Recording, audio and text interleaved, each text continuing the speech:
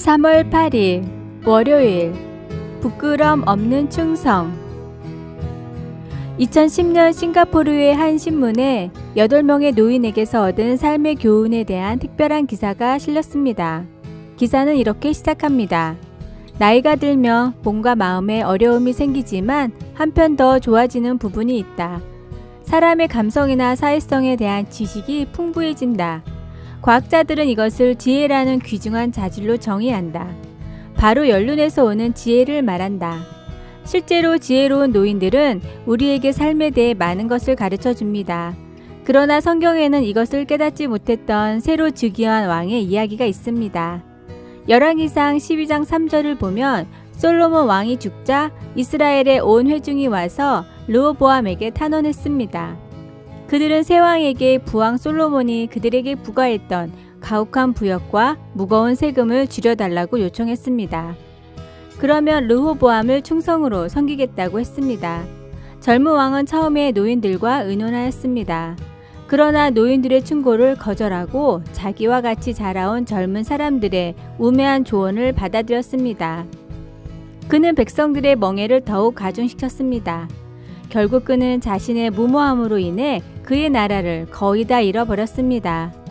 우리 모두에게는 오랜 경험을 가진 사람들, 특히 하나님과 동행하면서 그의 말씀에 귀 기울였던 사람들의 자문이 필요합니다. 하나님께서 그들에게 주신 축적된 지혜를 생각해 보십시오. 그들에게는 주님에 대해 우리와 나눌 것들이 너무나 많이 있습니다. 그들을 찾아서 그들의 지혜에 귀를 기울입시다. 말씀, 나와 함께 여호와를 광대하시다 하며 함께 그 이름을 높이세. 시편 34편 3절. 찬송 36장. 주 예수 이름 높이여. 기도, 주님을 자랑하고 내 입술로 주님을 찬양하게 하소서. 주님께 집중하도록 도와주소서. 아멘.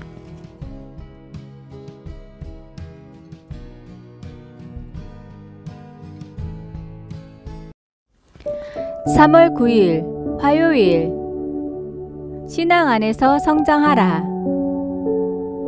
독실한 그리스도인 할아버지 밑에서 신앙적으로 교육을 받는 한 소년이 있었습니다. 소년은 할아버지의 가르침이 성경적이고 그렇게 살아야 한다는 것을 알았지만 그래도 세상의 문화와 환경을 경험해 보고 싶은 마음이 커서 성인이 되면 꼭 한 번은 도시에 나가 혼자서 마음대로 살고 싶은 열망을 갖고 있었습니다. 그러던 어느 날 할아버지가 시장에서 사온 작은 유리병을 보게 됐는데 그 안에는 커다란 사과가 들어 있었습니다. 작은 입구로 어떻게 큰 사과가 들어갔는지 소년은 너무 궁금했지만 할아버지도 모른다고 했습니다.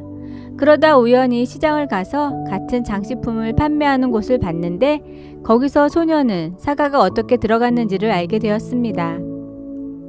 아직 판매하지 않은 병 안에는 입구로 들어갈 수 있는 작은 사과가 있었습니다. 그런데 이 사과가 들어간 병을 보고 소년은 깨달음을 얻었습니다. 사과가 시기를 맞추지 못하면 병 안에 들어갈 수 없구나. 신앙도 마찬가지 아닐까? 나도 지금부터 신앙 안에서 성장하도록 노력을 해야겠어. 그리고 열심히 신앙생활을 하고 말씀을 공부한 이 소년은 훗날 설교의 황태자로 불리며 죽을 때까지 예수 그리스도만을 전했습니다. 이 소년이 바로 스펄전입니다. 이미 복음이 믿어지고 하나님의 은혜 안에 있는 것은 너무나 귀한 축복입니다. 세상을 바라보며 부러워하지 말고 이미 주신 은혜를 보며 감격하는 삶을 사십시오. 오늘의 말씀, 나를 붙드소서. 그리하시면 내가 구원을 얻고 주의 율례들에 항상 주의하리이다. 시편 119편 117절. 오늘의 찬송 374장. 나의 믿음 약할 때. 오늘의 만나. 주님, 세상을 부러워하며 갈팡질팡하는 미련한 사람이 되지 않게 하소서. 언제나 하나님 편으로 마음을 확정하고 하루를 시작합시다.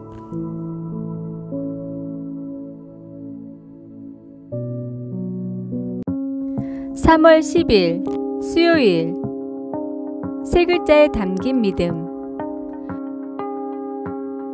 비관적인 성향이 있는 사람은 삶의 상황들이 어떻게 될지에 대해 부정적인 결론들을 짓게 내립니다.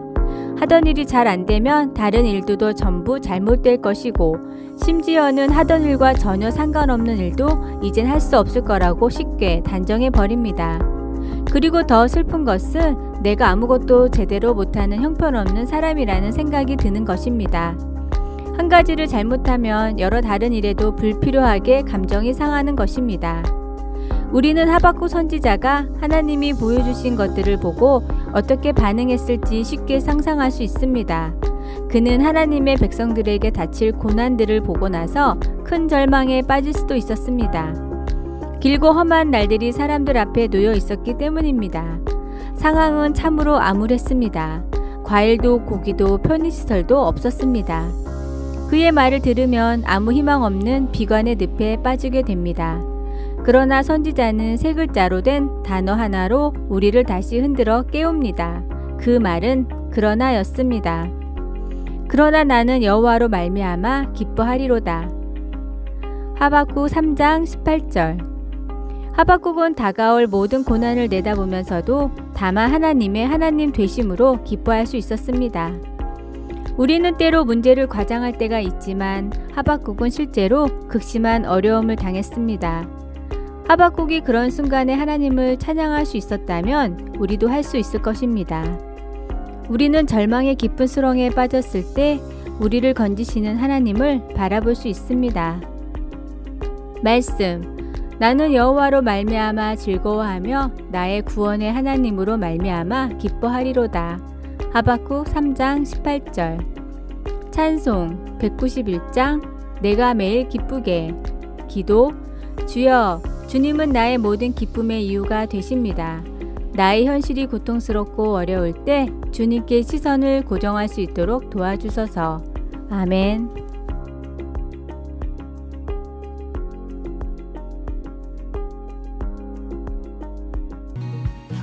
3월 11일 목요일. 승리의 DNA. 미국 애리조나에 강력한 폭풍이 몰아친 적이 있었습니다. 태풍의 진행 방향에는 커다란 농장이 있었는데 강력한 태풍에 헛간이며 창고, 곡식까지 모두 엉망이 되었습니다. 기르던 가축도 대부분 사라져 어디 있는지조차 알 수가 없었습니다. 대피소에서 몸을 피하던 농부는 이 모습을 보자마자 다리에 힘이 풀려 그 자리에 쓰러져 눈물을 흘렸습니다. 농사를 더는 지을 수 없다는 절망감에 빠져 울고 있던 때에 갑자기 어디선가 닭이 우는 소리가 들렸습니다. 근처에 돌아다니던 집단의 털이 군데군데 빠져 엉망이 된 닭 한 마리가 동이 트는 것을 알리는 소리였습니다. 모든 것이 사라졌음에도 묵묵히 자신의 할 일을 하는 닭을 보고 농부는 힘을 얻었습니다. 그래, 하늘을 보고 소리치는 저 닭처럼 나도 하나님을 보고 힘을 내자. 그리고 농부는 머지않아 이전처럼 농장을 멋지게 복구해 많은 수확을 얻었습니다. 접붙임을 하려고 나무의 가지를 쳐버리면 평소엔 나지 않는 곳까지 싹이 나고 평소보다 더 빨리 줄기가 자란다고 합니다. 위기를 극복하기 위해 오히려 더 힘을 내는 것입니다. 고난에 쓰러지는 것이 아니라 고난이 올수록 더욱 힘을 내는 것이 하나님이 우리에게 심어주신 본능입니다. 힘들수록 하늘에 계신 하나님을 바라보십시오. 그리고 다시 일어설 힘과 용기를 얻으십시오. 오늘의 말씀. 그들은 믿음으로 나라들을 이기기도 하며 의를 행하기도 하며 약속을 받기도 하며 사자들의 입을 막기도 하며. 히브리서 11장 33절. 오늘의 찬송 355장 다같이 일어나. 오늘의 만나. 주님, 어려운 순간들을 통해 주님을 향한 믿음이 확증되게 하소서. 내가 힘들 때에도 떠나지 않는 주님이심을 확신합니다.